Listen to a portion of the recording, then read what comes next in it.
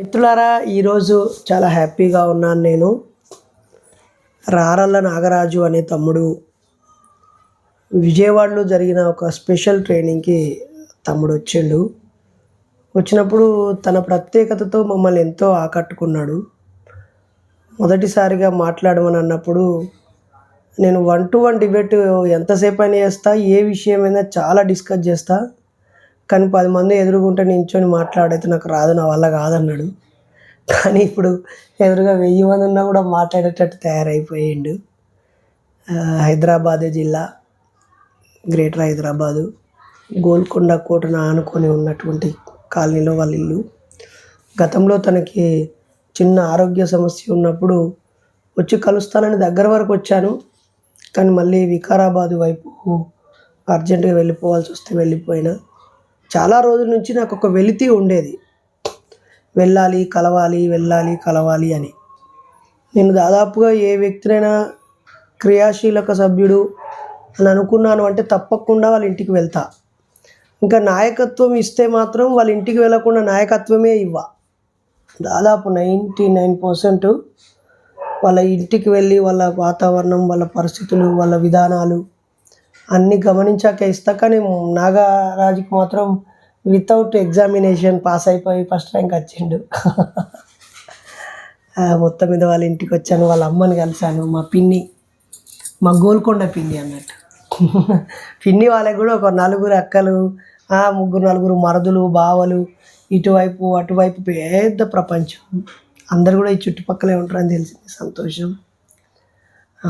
అమ్మ చెప్పండి అమ్మ, నేను మిమ్మల్ని అడుగుతాను అంటే.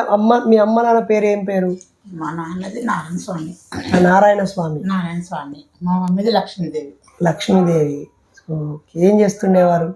మా నాన్న మిలిటరీలో చేసి ఇక మా అత్తయ్యలు పెద్దగా అయిపోయినారు, ఇక మళ్ళీ పక్కకు షాపులు పడ్డాయి అనేసి రిటర్న్ అక్కడ డ్యూటీ వదిలేసి ఇక్కడ వచ్చిండు. ఇక వచ్చి వాళ్ళ చెల్లెళ్ళని చూసుకుంటూ పనులు గుత్తలు పట్టేది, గుత్త పని ఇక అదే చేసిండు. కాంట్రాక్టర్ బట్టి ఇక 3 చెల్లెళ్ళ పెళ్ళిళ్ళు చేసిండు. ఇక మేము 4 సిస్టర్లం కదా, మా 4కి చేసేసిండు పెళ్ళిళ్ళు. అందరి పిల్లలను కూడా చూసిండు. అంటే ఆయన వాళ్ళ అమ్మ నాన్న పుట్టిన ఆడోళ్ళను ఆయన చేసిండు, ఈయన పుట్టిన ఆడపిల్లలకు ఆయన 4 ఆడపిల్ల 5 మా పెద్దనాన్న బిడ్డను కూడా మా నాన్నే చేసిండు. మొత్తం 7-8 పెళ్ళిళ్ళు. 7-8 పెళ్ళిళ్ళు చేసిండు. 7-8 మేము 5 వాళ్ళు మా 8 పెళ్ళిళ్ళు. అసలు ఒక మనిషి తన జీవితంలో 8 మంది పెళ్ళిళ్ళు చేయాలంటే జీవితం అందరు ఆడపిల్లలే, మళ్ళీ జీవితం ఆరిపోతుందమ్మా. ఇక ఎన్ని కట్నాలు, కానుకలు, లేకపోతే ఏ పూసులు అన్ని పెట్టిపోతారు. 8 మంది పెళ్ళిళ్ళు చేసిండు. ఇక అందరికి మా అమ్మ ఇంట్లోనే ఉండేది. మరి ఆయన ఫోటో పెట్టుకున్నా ఇంతమంది మీద? మేము పెట్టుకోవద్దు, ఎందుకని? మా నాయన ఇంట్లోనే ఉండాలి, మా అన్నదమ్ముడు చూసుకోవాలి అవన్నీ. ఎందుకు? ఇక మా దగ్గర ఇట్లా రూల్స్ ఉన్నాయి, అత్తమామకే చూసుకోవాలి. ఇంకా ఇటు పక్కగా అయితే ఇటు వచ్చినామంటే అయిపోయి, కడప దాటినామంటే ఇక మాకేం ఉండదు. ఇక ఇంట్లో ఏం హక్కులు ఉంటాయి అంటారు, కానీ ఇక మేమైతే ఇప్పటివరకు హక్కులో దాకా పోలేము. మీరు మంచిగా ఉంటే చాలు, అవసరమైతే మాతో అయిన సహాయం మేము చేస్తాం, మీరు మంచిగా ఉంటే చాలు. మరి నాగరాజుని ఎక్కడ చదివిపించినావు? ఇక్కడనే గోల్కొండ హై స్కూల్, ప్రైవేట్ స్కూలే. 2 తమ్ముడు. చిన్న తమ్ముడు ఏం చేస్తున్నాడు? ఇప్పుడు ఆయన కంపెనీ ప్రైవేట్ ఉద్యోగం. బాబాయ్ ఎప్పుడు చనిపోయారు? 2018. కరోనాకు ముందే. 7 ఏళ్ళు అవుతాను. ఇంకా మమ్మీ ఏం చదువుకున్నారు? మేము ఏం చదువుకోలేదు, 4th క్లాసే. నీకంటే నయ్యం అక్క. నువ్వేం చదువుకున్నావు? 7th. ఇంకో ఏడాది తర్వాత అడిగితే ఏమని చెప్పాలి? 10th అని చెప్పాలి, 10th పాస్ అని చెప్పాలి. ఇంకా 3 years తర్వాత అడిగితే ఏమని చెప్పాలి? ఇంటర్ అయిపోయింది, డిగ్రీ చదువుతున్న ఫస్ట్ ఇయర్ అని చెప్పాలి. 5 ఏళ్ళ తర్వాత బిడ్డ నువ్వు డిగ్రీ పాస్ అని నా మొక్కని ఇట్లా కొట్టాలి సర్టిఫికెట్. ఇంకో ఈ కెమెరా పూర్వకంగా ఇజ్జత్ తీస్తున్నా. ఈ చెల్లెకు 30 ఏళ్ళు, హైదరాబాద్లో పుట్టి హైదరాబాద్లో పెరిగింది. పిల్లల్ని బాగా చదివిపించి వాడికి బాగా నేర్పించి వాడిని కేవీ స్కూల్, ప్రెస్టీజియస్ స్కూల్లో సీట్ వచ్చేటట్టుగా చదివిపించిన దాన్ని. ఇంత తెలివి ఉండి, ఇంత హుషారుండి తాను డిగ్రీ కూడా చదవలేదు, 7వ తరగతితో ఆపేసింది. బుద్ధి ఉందా అని అడగాలి. చలో ఛాలెంజ్ నీకు, డిగ్రీ ఛాలెంజ్. ఏం ఛాలెంజ్? 5 ఇయర్స్లో నువ్వు ఈ సంవత్సరం ఫీజు కట్టినాగా బావగారు, లేకపోతే నీ బడ్జెట్ రాలగొడతా నేను. 5 సంవత్సరాలు టైం ఇస్తున్నాను. ఈ సంవత్సరం 10th అయిపోవాలి, 2 ఏళ్ళలో ఇంటర్ అయిపోవాలి, 3 ఏళ్ళలో డిగ్రీ అయిపోవాలి. నీ ఓపెన్ డిగ్రీకి ఫీజు నేనే కడతా. నువ్వు ఇంటర్ పాస్ అయ్యి అన్నయ్య నేను పాస్ అయినా అని చెప్పాలి. Done, deal okay. ఇక ఈ వీడియో చూసేటోళ్ళు కింద కామెంట్ పెట్టారు, శ్రీ సాయి సునీత. శ్రీ అని దేవత పేరే ఉన్నది, సాయిబాబా దేవుని పేరే ఉన్నది, సునీత అమ్మవారు కూడా దేవత పేరే ఉన్నది. అన్ని దేవుళ్ళు కూడా బాగానే మొక్కుది, భక్తురాలే. భక్తురాలు కాదా నిజంగా? ఇప్పుడు అన్ని వదిలేసినావా? అవును. అయ్యా, ఈ దుర్మార్గుడు వాళ్ళని వదిలేసినావా? మా చెల్లెనికి ఎందుకు స్వేచ్ఛనియో? మా చెల్లెకు అవునా? ఎందుకురా? ఇవన్నీ చూసినా కానీ స్పీచ్లో అయ్యా, అంటే నేనే ఆ దుర్మార్గుడు. సునీత చెల్లె అయితే. అమ్మ, ఇప్పుడు ఈ తమ్ముడు ఈ అంబేద్కరు ఈ సంఘం అని ఇలా చేరిండు కదా, మాతోటి కలిసిండు కదా, మా గుంపులో కలిసిండు కదా. కలిస్తే ఏమన్నా ఆయనకు లాభమైందా? ఏమైనా మేలైందా? ఆయనలో ఏమైనా మార్పు వచ్చిందా?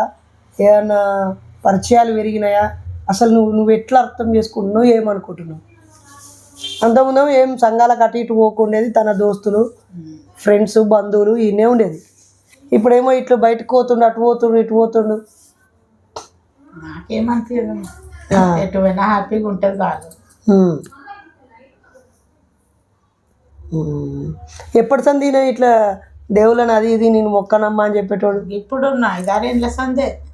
అంతకుముందు పోదురు అన్నదమ్ములు మిత్రులు గుడికి పోదురు, ఎక్కడ అంటే అక్కడ వస్తుండే. ఇప్పుడు వస్తాడు రమ్మని అంటే కానీ ఇక మేము ఇప్పుడే మీ మధ్యలో ఎక్కడ వెళ్ళట్లేదు. ఎక్కువ మొక్కట్లేరు.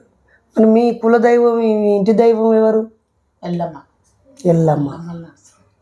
ఎల్లమ్మ అండ్ నరసింహ. నోములు అంటే దీపావళి నోములా? దీపావళి. ఇప్పుడు ఈ నోములు మొన్న నోముకున్నారా మరి? ఇప్పుడు మాకు చెప్తున్నాం, మా పాత ఇంట్లో మంచిగా లేదు, మేము ఇంట్లోకి కాల్ చేసేసినాం కదా. ఎప్పుడు మా చిన్న బాబు 1.5 సంవత్సరం ఉన్నాడు, అప్పుడు వెళ్ళినాం ఇంట్లోకి. ఇక మేము ఏం పట్టించుకోలేదు. ఇక పాత ఇల్లు అంటే ఏ ఇల్లు? మా అత్తగారి ఇల్లు ఉంది అక్కడ. ఉందా? ఇల్లు ఉందా? ఇంకా పాలు వస్తుందా మీకు? ఇంతనే సేమ్ ఇంతే వస్తుంది ఆడ కూడా? ఇంతే. ఇద్దరం ఉన్నాం కదా, 4 2 పెళ్ళిళ్ళు చేసుకోలేరు. ఇక అది 90 గజాలు ఉంది.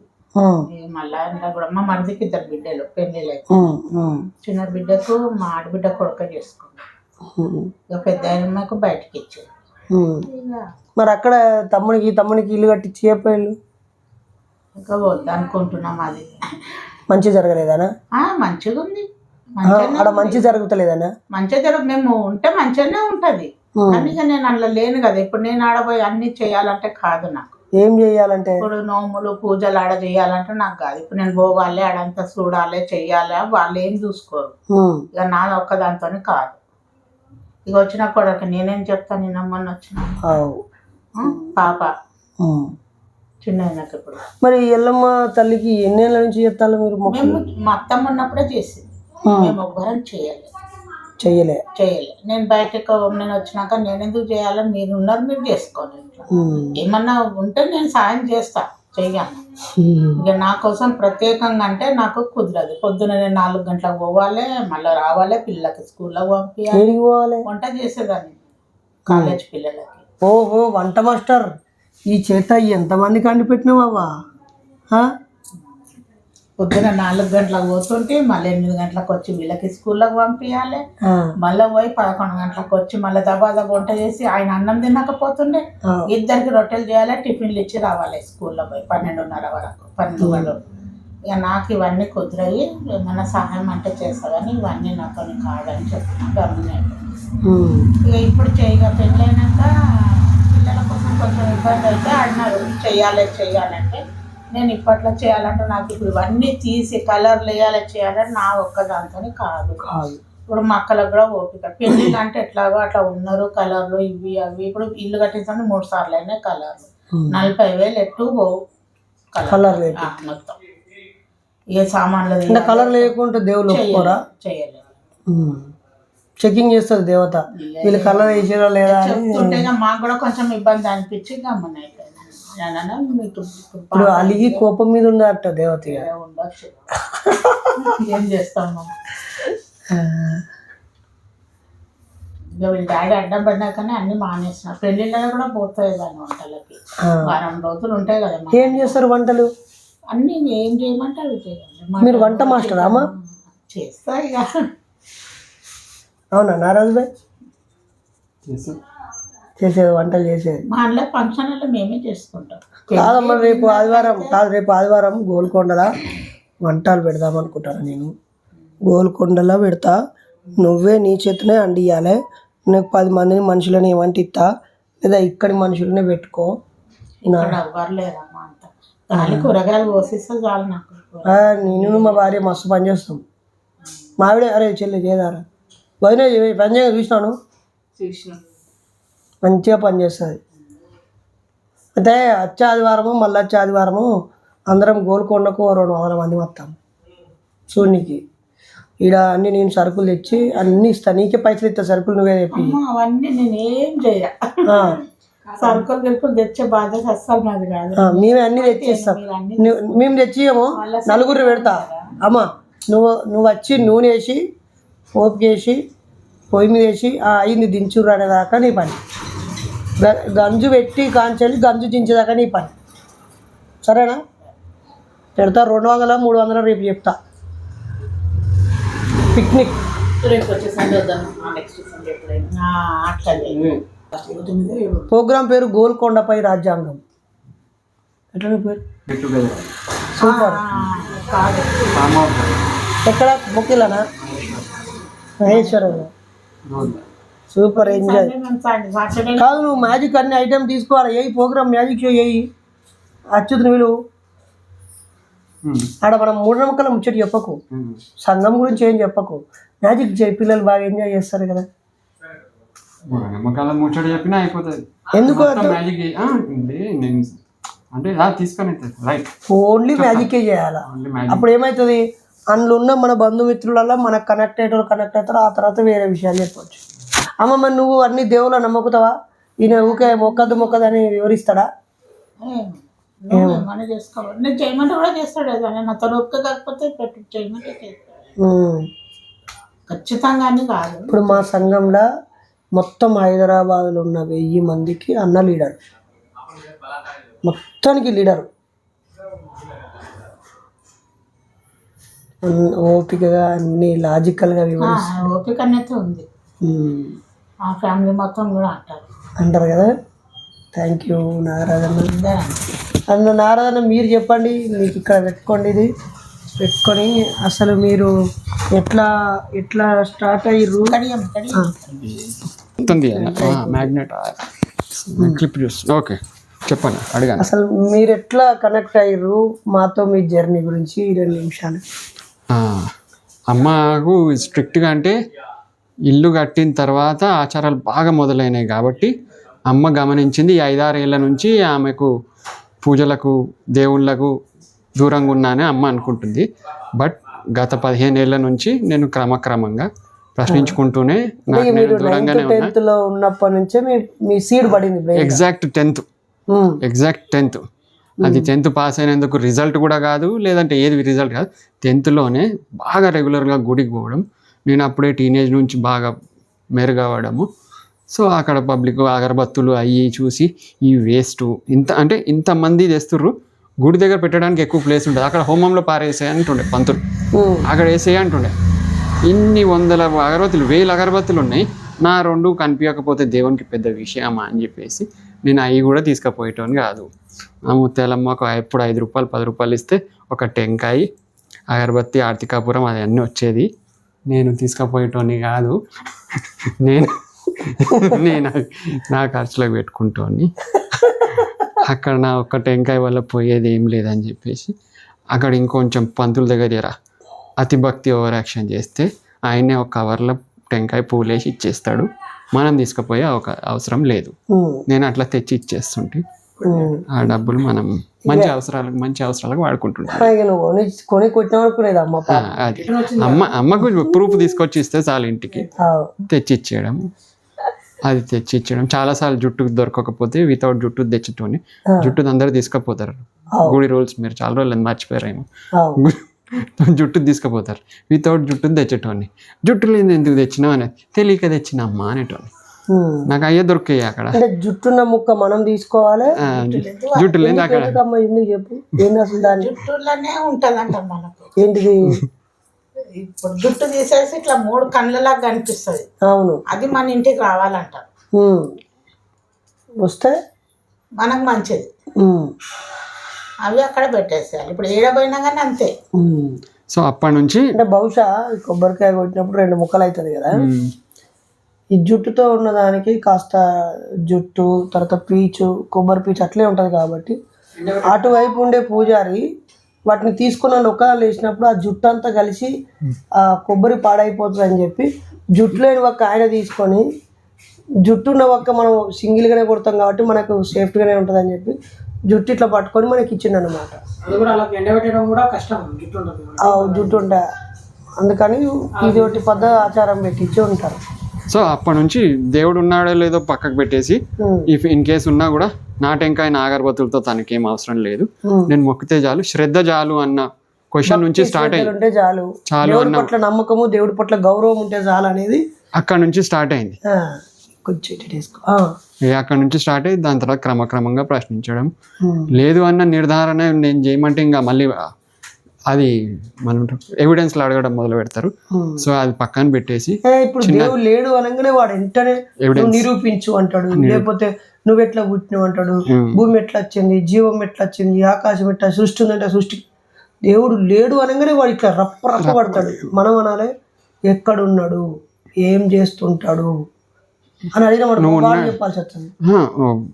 వాళ్ళ ప్రశ్న ఏముండే ఉన్న జవాబు ఒకటే, నువ్వు ఉన్నావంటేనే దేవుడు ఉన్నాడనే ఆధారం. అంతే, వాడు అట్లా అంటాడు. ఇంకా దానికి మనతో మనం ఏం మాట్లాడతాం? ఇక సరే వెరీ గుడ్, ఉన్నాడు, నాకు అవసరం లేదు. ఒకటేనా? అమెరికాలో ఇంకోటి నేను నీ కొడుకులా అంటాను, నాకు 43 అంటే నేను ఇప్పుడు మీరు బొట్టు పెట్టుకున్నారు, గాజులు పెట్టుకున్నారు, ఇట్లా పెట్టుకోవడం కూడా మా సొంటాల వాళ్ళనే కదా. నిజం చెప్పు, మీ సొంటోళ్ళ వాళ్ళు ఏమవుతుంది, వెంటనే భర్త చనిపోయింది కాబట్టి నువ్వు బొట్టు పెట్టుకోవద్దు, గాజులు పెట్టుకోవద్దు, రంగు చీర కట్టుకోవద్దు, ఎండి గాజులు వేసుకొని మూల కూర్చోవాలని చాదస్తమే నడిచేది. ఎవడో నా సొంటోడు నీ అవ్వ మా అన్న చచ్చిపోతే ఏమైందిరా, మా నాన్న మా అమ్మ గుండెలో ఉన్నాడు, మా ఇంట్లో ఉన్నాడు, ఫోటో ఉన్నది, మా నాన్నకు మేము దండం పెట్టుకుంటాం. మా నాన్న చనిపోయినా అని చెప్పి ఇక మా అమ్మని అట్నే కూర్చోవాలని కూర్చోబెట్టచ్చాను. మా అమ్మ గాజులు వేసుకోమను, బొట్టు పెట్టుకోమను, నువ్వు పెట్టుకుంటేనే నేను బయటకు పోతా, నువ్వు చీర కట్టుకుంటేనే నేను ఫంక్షన్కి వస్తా. ఇట్లా వాళ్ళ అమ్మల్ని వాళ్ళు మార్చుంటారు కదా. పాత పద్ధతిని కొంచెం మనిషి ఆయనతో పాటు మనం పోలేం కదా. ఆయన జ్ఞాపకాలు ఉండాలి, ఆయన మంచిని మనం కొనసాగించాలి, కృతజ్ఞతతో ఉండాలి. ఒకవేళ ఆయన చెడ్డోడైతే మనం దాని నుంచి గుణపాఠం నేర్చుకోవాలి. మంచిగా బతుకుడు ముఖ్యం, కానీ ఇక ఇట్లా దిగాలుగా బతకాలని చెప్తారు. ఇవే మార్పులు అంటే. మార్పు అంటే దేవుడు లేడనుడో, దేవుడి బొమ్మలు పలగొట్టడో, దేవుడిని అవమానించడమో కాదు. కాలానికి పరిస్థితులకు అనుగుణంగా మనల్ని మనం డెవలప్ చేసుకుంటూ ఉండడమే సంస్కరణ. అంతే కదా. సో ఎక్కువ హెచ్చుతా దేవుడు ఉన్నాడన్న వాళ్ళకంటే యాక్చువల్గా భక్తులు అనే వాళ్ళకంటే నాకున్న పెద్ద భక్తుని నేనే అనుకుంటాను. ఎందుకంటే ఉన్నాడు అన్న నమ్మకం నన్ను కష్టపెట్టొద్దు అనకుండా చూసుకున్నది అనుకుంటాడని నమ్మి నేను ఏ విధమైన ప్రార్థనలు ఆయనకు చేయాల్సిన అవసరం లేదు. ఎక్కువ డబ్బు ఖర్చు పెట్టి దూరం రావాలని ఆయన కోరుకోడు. అంతటా దేవుడు ఉన్నాడు అనుకుంటే ఇచ్చట కూడా దేవుడు ఉన్నాడు. సో నేను ఏ విధమైన ప్రార్థనలు, మొక్కులు, ఖర్చులు, ఆడంబరాలు ఏవి చేయాల్సిన అవసరం లేదు. నా డ్యూటీస్ నేను హాయిగా బతకడమే ఆయనకు పెద్దగా ఇచ్చే రెస్పెక్ట్ అని నేను నమ్మి చాన్నాళ్ళు అట్లాగే ఉన్నా. దేవతలు పుట్టిల్లు, అవతారం ఎత్తిళ్ళు, వాళ్ళు ఇంకున్నారా? వాళ్ళు చచ్చిపోయి వాళ్ళ లోకంకి వాళ్ళు వెళ్ళిపోయారా? ఇప్పుడు ఒక ఆయన ఒక దేవుని అవతారం ఒక రాక్షసుని చంపడానికి పుట్టిండు, రాక్షసుని చంపిండు. తర్వాత నేను ఆన్నే ఉన్నాడా?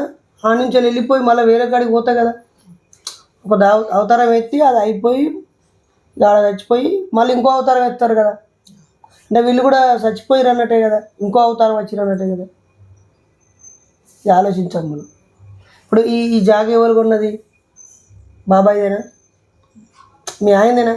ఆయన కష్టం ఉన్నది అయినా లేదా? ఒక నిమిషం, మీ ఆయన ఎవరు కొన్నారు ఇది? నేను అట్లా నువ్వే కొన్నావు. సో ఇప్పుడు నువ్వు కట్టించినావు ఈ ఇల్లు, రేపు ఇంకో 20 ఏళ్ళు కాదు ఇంకా 50 ఏళ్ళు బతకాలి. రేపు నువ్వు కాలం చేసినావు అనుకో, నీ ఫోటోను తమ్ముడు దేవుని గుళ్ళే పెట్టుకోవాలా పెట్టుకోవద్దా?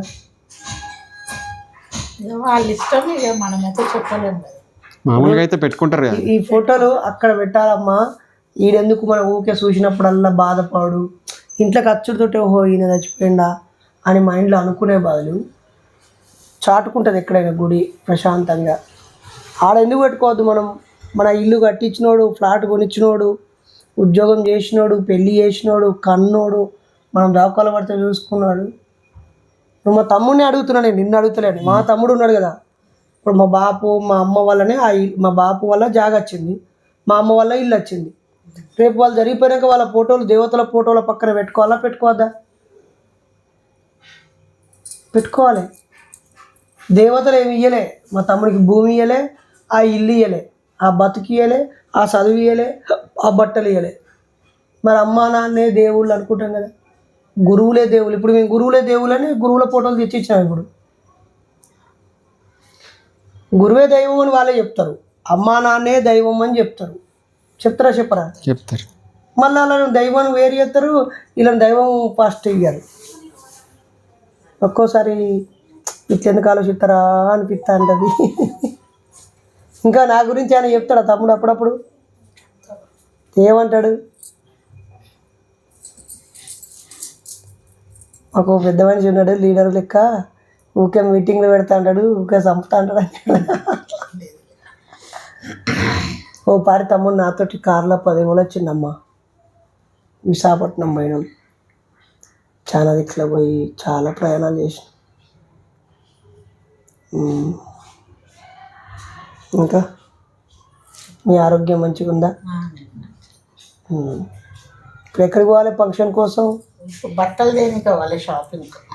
అదేంటి బియ్యం రెడ్లా ఇబ్రాంపట్నం పోయేటప్పుడు, అంటే ఎల్బీ నగర్ నుంచి Sagar road, Sagar ring road నుంచి వేరే ఇబ్రాంపట్నం బస్ ఎక్కితే మధ్యలో మంగళపల్లి గేటు, గేట్లు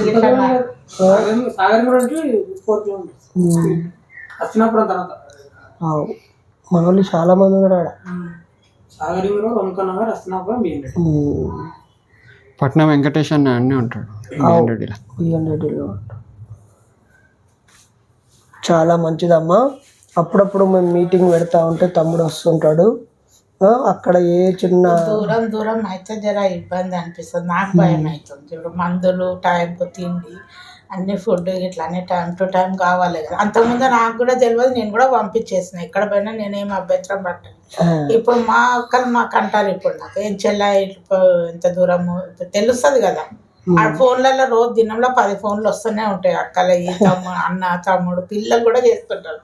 అందరు పిల్లలు అక్కడనే అంటారు నాకు, మా అక్కల పిల్లలంతా అందరు అక్క ఉండ తమ్ముడు ఏం చేస్తుండు, తమ్ముడు ఏం చేస్తున్నా అని అడుగుతుంటారు అందరు.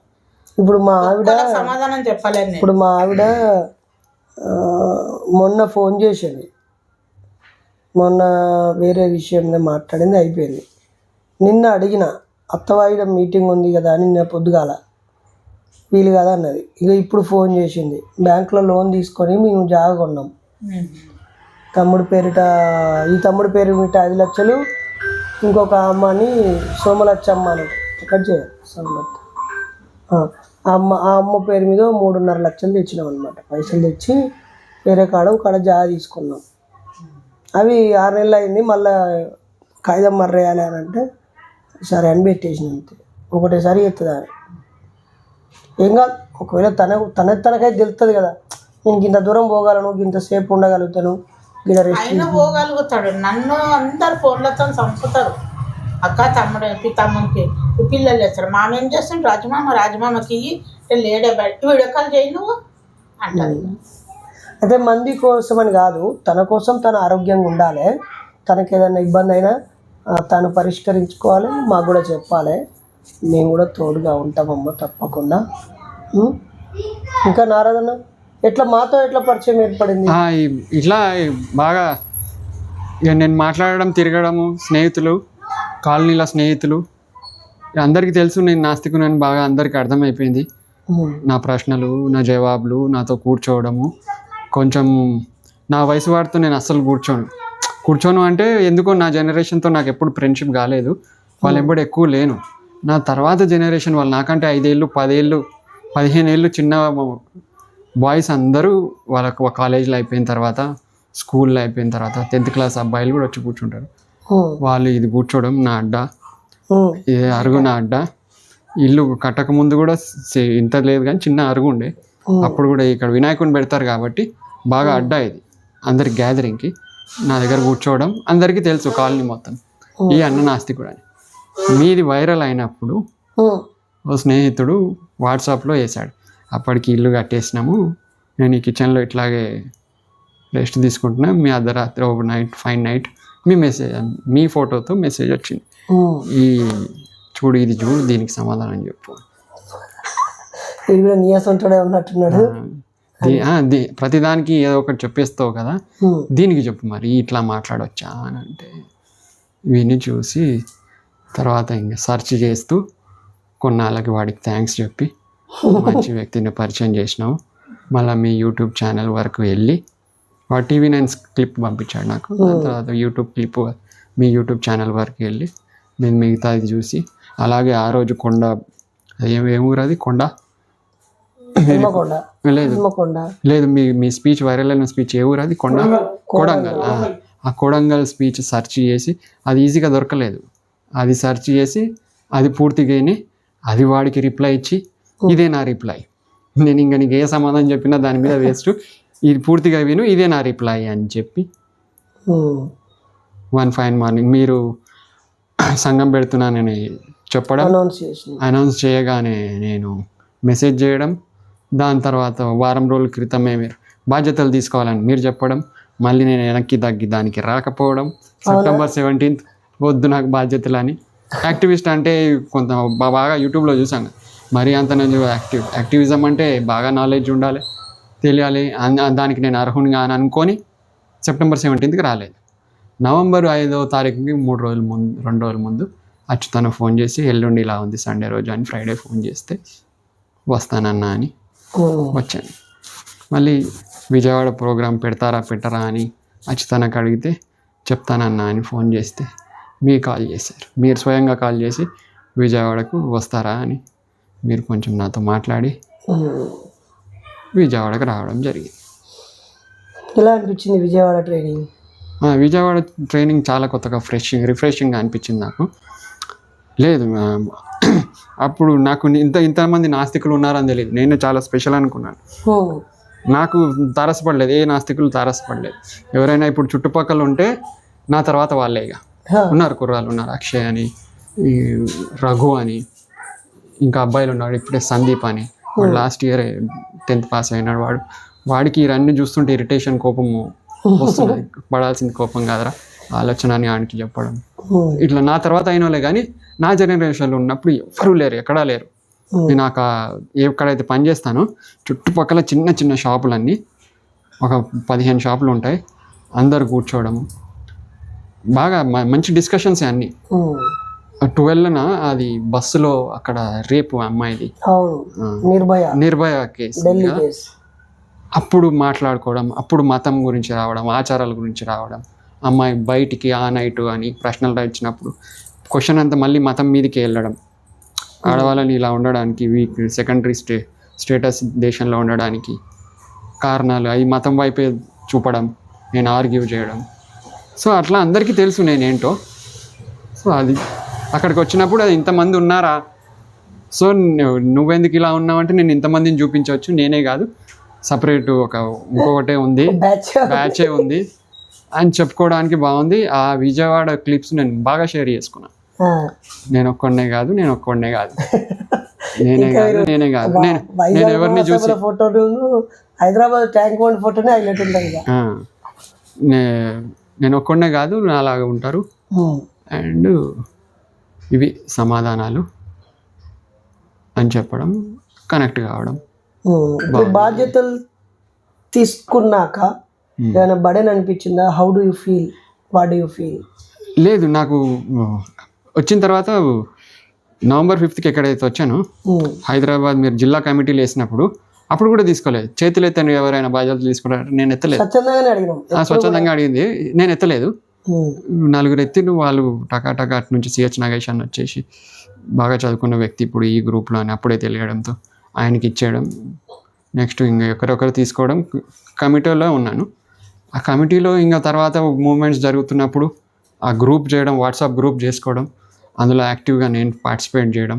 మళ్ళీ మీరు ఫిబ్రవరిలో జస్ట్ యంగ్ మెంబర్స్నే రమ్మనడం. బాగా ఇష్టం ఉండే ఇంటికి రావాలని, కానీ ఇంకా యంగర్స్నే పిలిచిర్రు మనం ఎందుకు అని చెప్పేసి ఎన్నికి తగ్గిన. ఇంకా మోకిలలో చేసేటప్పుడు మీరు మళ్ళీ డైరెక్ట్గా కాల్ చేసి, నాకు గుర్తు మీ కాల్స్ వచ్చినప్పుడు నేను ఎక్కడెక్కడ ఉన్నా నాకు తెలుసు. మీరు ఒక ఫస్ట్ కాల్ వచ్చినప్పుడేమో నేను ఎక్కడో బయటికి వెళ్ళిన, రోడ్డు మీద నిలబడి బండి పక్క కాపి మీతో 10 నిమిషాలు మాట్లాడిన. ఏంటి రింగ్ టోన్ ఇది పెట్టారని అడిగారు. ఒక రాముని పాట పెట్టిన, అది అప్పుడు శ్రీరామనవమి సందర్భము టీజింగ్కి పెట్టినట్టు. దాని తర్వాత ఇక్కడ కూర్చున్నప్పుడు ఒక 15-20 నిమిషాలు, అరగంట మాట్లాడారు మీరు నాతో. మోకిలలో చేస్తున్నాను, మీ ఇంటి మీ దగ్గర నుంచే ఏంటి ఎలా ఎట్లా చేద్దాము, కలెక్షన్ ఎలా చేద్దాం, మనుషుల్ని ఎలా గ్యాదర్ చేద్దాం అని మాట్లాడుకున్నాము. ఒక 1/2 hour మాట్లాడినాము. విజయవాడ ఎక్స్పీరియన్స్ మీరు చెప్పారు. మోకిలలో కూడా అదే తరహా పాటిద్దాం, పిలుద్దాం. అప్పుడు లోటు బడ్జెట్ అలా ఉండే, మరి ఈసారి ఇక్కడ ఎట్లా పిలుద్దాం ఏంటి. ఫామ్ హౌస్ బాగా పెద్దగా ఉంది, లింక్ పెట్టేశారు నాకు, మీరు చూడండి. అది తెలుసా నీకు అంటే, మీరు మోకిలా అనట్లేదు ఆ రోజు, మీరు దాన్ని శంకరపల్లి అంటున్నారు. మోకిల మనకి వెళ్ళిన తర్వాత మోకిలా అనేది స్టార్ట్ అయింది, కానీ దానికి మనం శంకరపల్లి అని పిలుస్తున్నాం. మనం శంకరపల్లి ఆడను. ఇంకా మోకిలకు వచ్చేసిన తర్వాత ఇంకా మనం కనెక్ట్ అయిపోయినాం, అర్థమైపోయింది, ఒకరికొకరు అర్థమైపోయింది. మోకిలలోనే అనుకుంటా మీరు గ్రేటర్ హైదరాబాద్ అని చెప్పి యాడ్ చేయడం. కానీ మేబీ మీరు బాగా ఇంప్రెస్ అయింది, మీరు మేబీ ఇంప్రెస్ అయినా, లేదంటే మీకు వేరే వాళ్ళు చెప్పిన April 14th, March 7వ తారీఖు ఈ ప్రోగ్రామ్ తర్వాత ఒక సమాచారం కోసం ఒక కమిటీగా ఫామ్ అయ్యి April 14 కాల్స్ గ్యాదరింగ్. అది కాక April 14th మీరు అక్కడికి వెళ్ళిన తర్వాత ఫస్ట్ 1 hour మీరు లేరు. అవును, జనం గ్యాదర్ అయినాకనే రమ్మంటే అక్కడ నించొని ఉన్నా. సో అది హ్యాండిల్ చేసుకోవడం, నా వయసు కొంచెం ఎక్స్పీరియన్స్ వాళ్ళకంటే బాగా యంగ్, అక్కడ 50% పైన నేనే ఏజ్ ఎక్కువ కాబట్టి ఈజీగా కమాండ్ చేయడం కుదిరింది. చెప్పంగానే విన్నారు కూడా. గట్టిగా మాట్లాడితే అందరు కొత్త వాళ్ళు కాబట్టి, సంఘం కూడా అప్పుడే చేరింది కాబట్టి ఎవరికి తెలియదు ఎవరని. ఎవరో అనుకున్నారు, నరేష్ అన్న బమ్మడిదో తమ్ముడో ఎవరో బాగా చేస్తున్నా అనుకో. సెట్ చేయడం, వినడం, విన్నారు. మీరు మోకిళ్ళలో మీరు చెప్పడం ఇవన్నీ విజయవాడలో విన్నాను. వీళ్ళందరినీ ఆర్గనైజ్ చేసేటప్పుడు పబ్లిక్ని మేనేజ్ చేయాలంటే వాళ్ళకి ఏదో ఒకటి పని చెప్పాలి, లేదంటే అటెన్షన్ ఒక చోట పెట్టాలి. లేకపోతే సెల్ ఫోన్లు పట్టుకొని ఇద్దరు ముగ్గురు ఇంటి నుంచి ఎవరెవరైతే వచ్చారో వాళ్ళే మాట్లాడుకోవడం మొదలు పెడతారు. అలా ఒక్క దగ్గర చేయాలంటే ఏదో ఒక చోటికి ఒక స్పీచ్కో, ఒక పాటకో, ఒక దేనికో ఎంగేజింగ్గా పెట్టాలి. అది తెలిసి ఎవరైనా సాంగ్ పాడటం పిలవండి, లేదంటే మిమ్మల్ని మీరు పరిచయం చేసుకోండి అని వాళ్ళను ఎంగేజ్ చేసి డిసిప్లిన్ చేసి పెట్టడానికి నానా కష్టాలు పడి, నా హైట్ సరిపోక, ఆడ మైకు లేక, అది గేట్లు బట్టి పైకి ఎక్కి నిలబడి చెప్పి. ఇప్పుడు చివరి ప్రశ్న, ఎంఎన్ఎస్తో మీ ప్రయాణంకు ముందు లైఫ్కి, ఎంఎన్ఎస్లో ఎంటర్ అయిన తర్వాత లైఫ్కి ఏంటి తేడా? తేడా ఏంటంటే అప్పుడు ఉద్యోగము, స్నేహితులు, తిరగడం, ఇంటి పనులు ఎక్కువ చేయను, మా అమ్మనే బాగా. సో ఎంఎన్ఎస్కి వచ్చిన తర్వాత సోషల్ మూమెంట్ అనేది బాగా తెలిసింది. కొత్త వాళ్ళతో పరిచయము, నా లాంగ్వేజ్ మార్చుకోవాలని తెలియడం. అంత రఫ్గా ఈజీగా కూర్చొని మాట్లాడితే సరిపోదు, మనుషులతో కొంచెం సున్నితంగా మాట్లాడి ఫ్రెండ్షిప్ చేసుకోవడం. అప్పుడు నా దగ్గరకు వచ్చిన వాళ్ళతో మా మిత్రమే ఫ్రెండ్షిప్ చేసుకొని ఈ ఎంఎన్ఎస్లో చేరిన తర్వాత కలుపుకోలుతనం, ముందుకెళ్ళి మనుషులతో మాట్లాడడం, అండ్ మీరు లీడర్షిప్ ఇచ్చిన తర్వాత లీడర్షిప్ ఎంజాయ్ చేయడమే కాకుండా ఇది లీడర్షిప్ నిలుపుకోవాలంటే ఇంకొంచెం క్రమశిక్షణగా, డిసిప్లిన్డ్గా, నాలెడ్జబుల్గా ఉండాలని తెలియడం, నాలెడ్జ్ గ్యాదర్ చేసుకోవాలని తెలియడం, నాలెడ్జ్ ఉండడమే కాదు అది ప్రదర్శించే సమయంలో మనం ఎక్స్పోజ్ చేసుకునే సమయంలో చాలా జాగ్రత్తగా ఉండాలి, పదాలు జాగ్రత్తగా వాడాలి, బిహేవియరల్ ప్యాటర్న్ మంచిగా ఉండాలి, పర్సనాలిటీ డెవలప్మెంట్ అనేవి ఏమంటూ ఉంటాయో అవి కొన్ని పాటించాలి డెఫినెట్గా. అంతే క్యాజువల్గా యాజ్ యూజువల్గా అట్లా ఉంటే సరిపోదు 10 మందిలో పోయినప్పుడు. ఈ 2-3 ఇంపార్టెంట్వి నేర్చుకున్నా. అండ్ వైజాగ్ తిరిగినందువల్ల ఆ వైజాగ్ టూర్ వల్ల ఆర్గనైజింగ్ అంటే ఏంటో తెలిసింది. ఆర్గనైజింగ్ అంటే తెలిసింది అంటే అట్లీస్ట్ చూసిన. ఇప్పుడు చేయగలనా అంటే తెలిసింది అంటే చేస్తావా అంటే కాదు, అది ఎక్స్పీరియన్స్తో ప్రతిసారి ఒక కొత్త ఎక్స్పీరియన్స్ ఉంటుంది డెఫినెట్లీ. ఆర్గనైజింగ్లో ఎన్ని కష్టాలు ఉంటాయో, ఎన్ని చూసుకోవాలో, ఎన్ని లోటుపాట్లు ఉంటాయో వైజాగ్లో తెలిసింది. నేను దానికి ఈవెంట్కి రాలేదండి, లాస్ట్కి వస్తాయి, కానీ నాకు పని మజా వచ్చింది. కానీ ముందే పోయాచ్చినాం కదా మనం, చూసి వచ్చినాం. ఒక జనాలను ఇమాజినేషన్ చేసుకోవడం తప్ప అదంతా ఎక్స్పీరియన్స్ చేసి మొత్తం ఎక్స్పీరియన్స్ చేసిన లేదు. 1,009 మంది 1,200 మంది 1,060 మంది చేయలేదు. 200 నుంచి స్టార్ట్ చేసినామన్న. అప్పుడు కూడా ఇట్లనే కుటుంబం అని స్టార్ట్ చేసిండు. ఇప్పుడు ఎట్లా అంటుండు, ఖాళీ ముఖ్య నాయకుల కుటుంబాలని చెప్పి స్టార్ట్ చేసిండు. అప్పుడు 200 నుంచి ఇంకా కాల్స్ వస్తూనే ఉన్నాయి.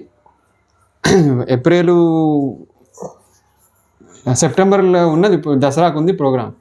సో జూన్లోనే అనేసాడు. జూలై నుంచే స్టార్ట్ ప్రణాళిక. ఆడనే కూర్చున్నాను, నేను బయట కూర్చున్నా, ఇట్లా అనుకుంటున్నాను నాగరాజ్, నేను స్టార్ట్ చేసి ఇంకా ఫోన్స్ వైజాగ్ దానికి చేసిన ఫోన్స్ అయితే తక్కువ ఫోన్లు కాదు, ఫోన్లు చాలా ఫోన్లు. అండ్ 100% సక్సెస్ ఫోన్లు అన్నీ. ఫోన్ చేసిన ప్రతి ఒక్కరు వచ్చారు. వైజాగ్కు ముందు మన సంఘం సంఖ్య అన్న చెప్పింది 2,000 మాత్రమే. ఇప్పుడు బాగా ఎక్కువ ఉండవచ్చు. ఆ 2,000ల్లో 1,060 మంది ఆడనే ఉన్నారు, వైజాగ్లోనే ఉన్నారు.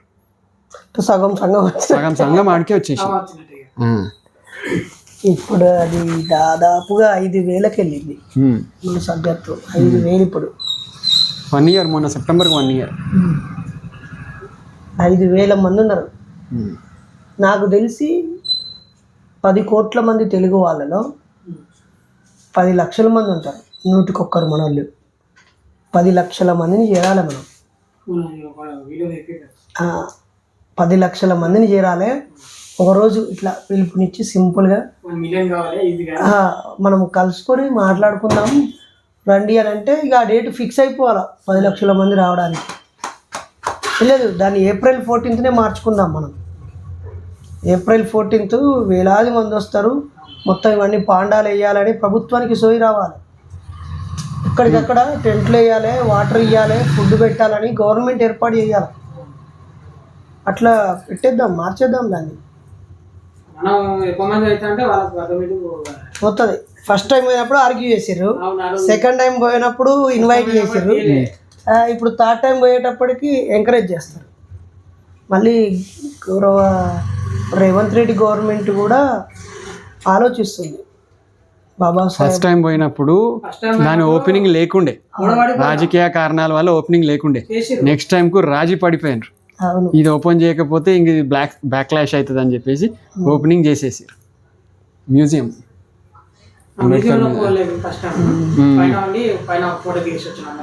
నిరసన తెలిపినాం అప్పుడే, ఓపెన్ చేయకపోవడం తప్పని చెప్పినాం ఆ రోజు. ఇంకా చెల్లె నువ్వెట్లా ఫీల్ అయినావురా బొంబాయి సభలు?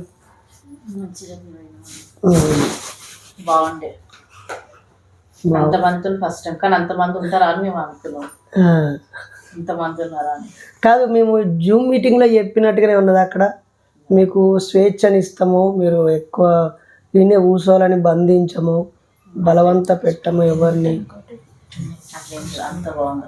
ఫుడ్ అయితే కూడా చాలా బాగుంది. ఫుడ్ అయితే ఇంటి ఫుడ్.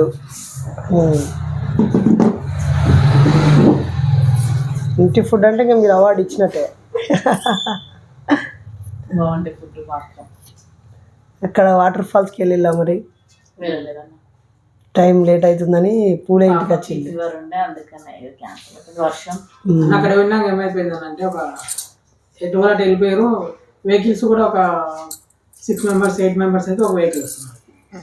మాకు ఎవరు యాడ్ కావట్లేదు. వాళ్ళందరూ వెళ్ళిపోయారు. ఇలా మీరు దోస్తాన్ని చేసుకొని ఉంటారు 3 రోజులల్లా. మా దోస్తాలు మేము ఎవరైతే నమ్ముకున్నామో మమ్మల్ని వదిలిపెట్టి వెళ్ళిపోయారు వాళ్ళు. మేము చాలా ట్రై చేసినా పోవడానికి. అప్పుడు కూడా ఏముండదు అక్కడ బయటికి ఇటువైపు రోడ్డుకు ఇటువైపు రావాలి. మీరు అటువైపు వచ్చి స్టేషన్ లో పడుకున్నాం. మీరు అటువైపు పోయేళ్ళు ఇటువైపు రావాల్సింది. సో మొత్తం మీద అయితే టూర్ అంతా ఎంజాయ్ చేసిండు. ఫస్ట్ టైమా బొంబాయి ఖర్చు చెల్లి? ఫస్ట్ ఎన్నోసార్లు నేను ఉంటాం కదా. పద్మశాలీలు అయితే బొంబాయి సూరత్ భీమండి ఇవే ఉంటాయి. చాలా బతుకు నిండా ఇవే ఉంటాయి. ఇంకా అమ్మా అయితే నిజంగానే లేడమ్మా దేవుడు. అంత మనమే కష్టంతో బతాను. కాకపోతే ఉన్నాడు కావచ్చు అనుకుంటా అలా పడిపోతాను. ఇక మీరు అలా పోతుంటే మేమేమో మా దగ్గర వాళ్ళకే చెప్పుకుంటాను. చాలా సంతోషం అమ్మా. Thank you. చాయ్ తాగిపోతాను. నువ్వు నిన్న దించేస్తాడు ఫస్ట్. ఇట్లా వీధి ఫోటో ఉందన్నమాట ఇంటికి. వీధి ఫోటో ఉంది. అనుకుని నేను అన్ని అది పట్టించుకొని ఇప్పుడు ఆడ ఫోటోలు 2 ఉన్నాయి కదా. ఇది వీధి ఫోటో. వాళ్ళ మమ్మీ వాళ్ళ తాతయ్యది వాళ్ళ డాడీ. అవి పెడితే అయిపోతుంది కదా. ఇక్కడ పెట్టాలన్నారు బయట. రాలన్న రాలేదు వాళ్ళు. సో ఇది ఫ్రిడ్జ్, ఇది కూలరు, ఇది బీరువా, ఇదే కిచెన్, ఇది స్టోర్ రూమ్. గంత పెద్ద గంజలు ఎందుకు తల్లి? గిన్నెల మా అల్ల అయితే మరి అవి సరిపోవు. ఫంక్షన్స్ అయితే అని ఫంక్షన్లకు అవి సరిపోవు. మాకు అన్నంకు పెద్దది తెస్తాం. ఇంకా కూరగాయలకు పప్పుకి పెట్టి సరిపోతాయి. ఓన్లీ మేము మా అక్క ఏమేమి ఉన్నాయి ఇవన్నీ అప్పుడు పెట్టేది కానీ ఇప్పుడు ఏమి ఎక్కువ తీసుకొస్తలేము. పురుగులు వచ్చేస్తున్నాయి. అప్పట్లాగా ఉంటలేవు. 10 మంది పట్టుకోవచ్చు ఇలా టిఫిన్. మన పిక్నిక్లు ఉన్నాయంటే దీనిలో పట్టుకోండి. 2-3 మాకు అవసరం కూడా లేదు. ఇప్పుడు తీసుకెళ్ళండి. అయితే అయిపోతుంది. స్పాన్సర్షిప్ కూడా వచ్చేసింది. తీసుకెళ్ళండి. అవు మళ్ళీ మీకు అట్లా పోయినప్పుడు ఇట్లాంటివి కావాలి కదా. నువ్వు ఈసారి ఫంక్షన్ అంటే పట్టుకుని రా. అయినా లేదు మీరు తీసుకెళ్ళండి. ఇప్పుడు కారు ఉన్నది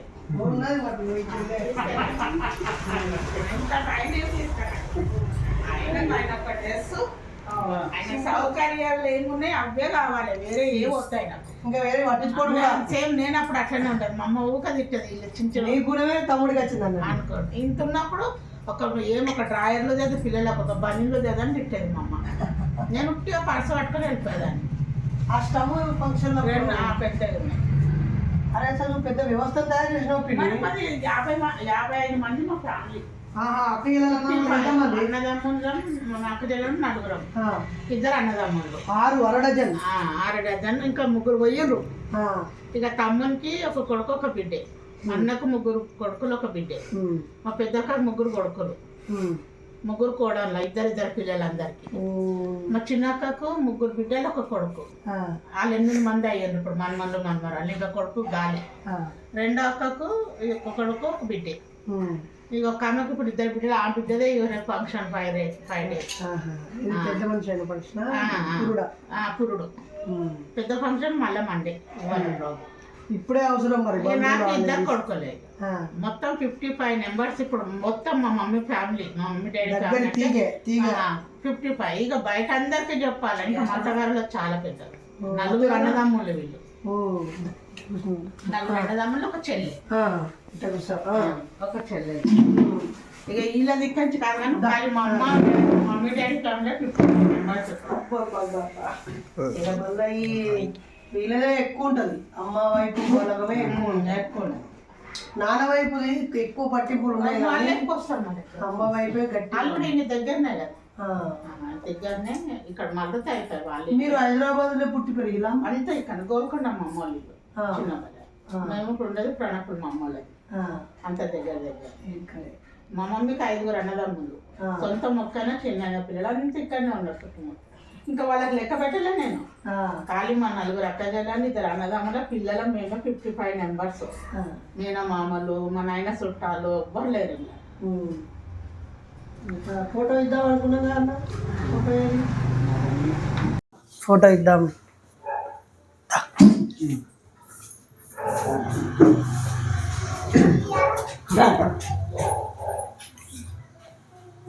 నువ్వు ఇటుండు.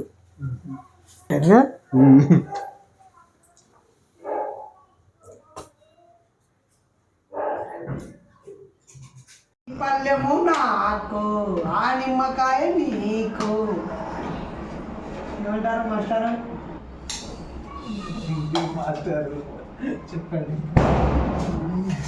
ఇది వెళ్ళే వచ్చి ఈ డబ్బా గురించి చెప్పన్నా.